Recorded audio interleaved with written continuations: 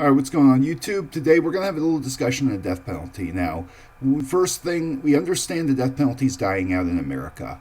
And they're starting to have drug shortages because the companies have stopped making their products. And so basically what's been happening is they've been basically trying to change formulas around. And so you'll have a couple situations that get botched up because they don't have the drugs in the right combination or the right administration. But the main thing about it is that there have been these loopholes in cat and mouse games left and right. In the past 10 years, it has gotten way more. There are a lot of states that have issued moratoriums on the ideas of doctor participation. They've issued moratoriums on the idea of the drugs and the combinations. And then the lawyers and the appeals courts have also leaned, because this is a very complex issue that people often have little control over. You can't decide who gets executed and who doesn't, because you can have a vicious person that only gets manslaughter every time they get busted, when they should be fried in the front of the list. And then you get somebody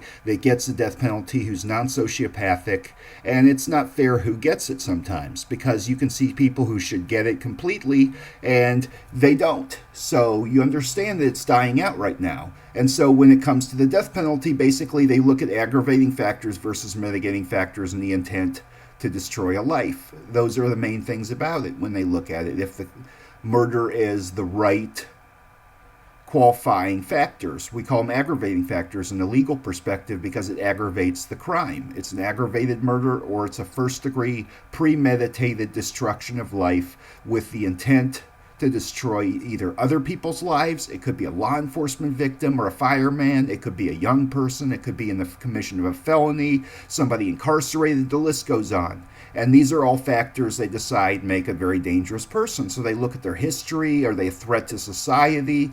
But then when they get through this, the appeals courts start looking at the way it's been handled in the courtroom. Has this person been witnessed by other people or testimony? And is it reliable?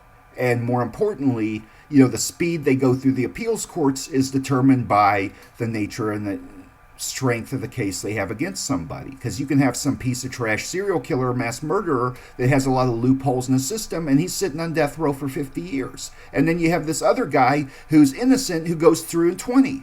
So you just never know, because this is where there's so many extenuating factors that come into play. And so is Texas a big death penalty state? My theory is no, because Texas has so many homicides and the people they execute are just complete monsters. It's not like they're executing all these innocent people, but maybe there have been some people who've been innocent in Texas death row at times.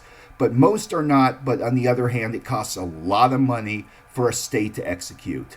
And then they got to handle the appeals, and it's a few $1,000,000 out of the state's budget just to send them through courts for appeals. And so it takes this whole process. And so they were cutting appeals times in the 90s. And then now they have added more appeals on different grounds and extenuating factors, such as the drug combinations and Eighth Amendment, which have been brought up numerous times. And then the pharmaceutical reps have stopped selling the Department of Corrections. So personally, if they want to do their executions, just get some frickin' heroin from an inmate. Jesus Christ, like 10 grains of heroin, 10 grams of heroin, all the heroin you can confiscate in the prison the night before would work like a charm. But there would be never an Eighth Amendment thing brought up. Like if Clayton Lockett was taken and they took him and bathed him in heroin that they took from all the other inmates, there would be no Eighth Amendment, even if he was thrown in that shit, because he'd be buzzing to death.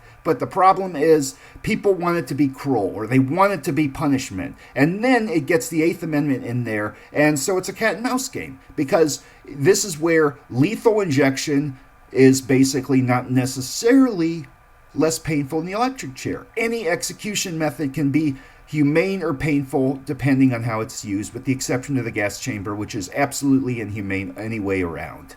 But the injection process, honestly, it's one of those things where it's incapacitating to a body.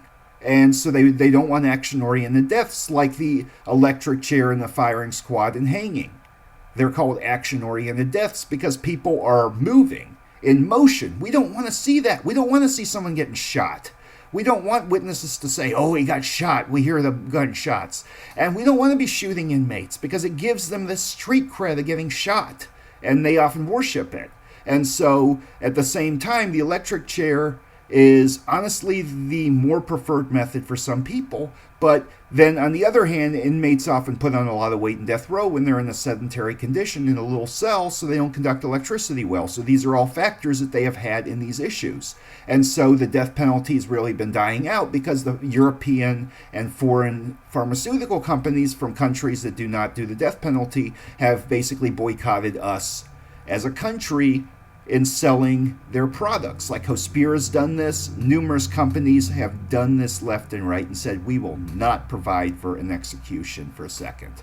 And that's the thing that has changed the system, because then they're having trouble getting drugs. So they technically have people that, would not be murder if they disappeared, because they already have an execution date and no appeals. But now all of a sudden they're making it so they can't execute people. So this is a real cat and mouse game. And it started out where people were arguing innocence, they were arguing all this stuff, and so they took a lot of people off death row that they didn't think should be there.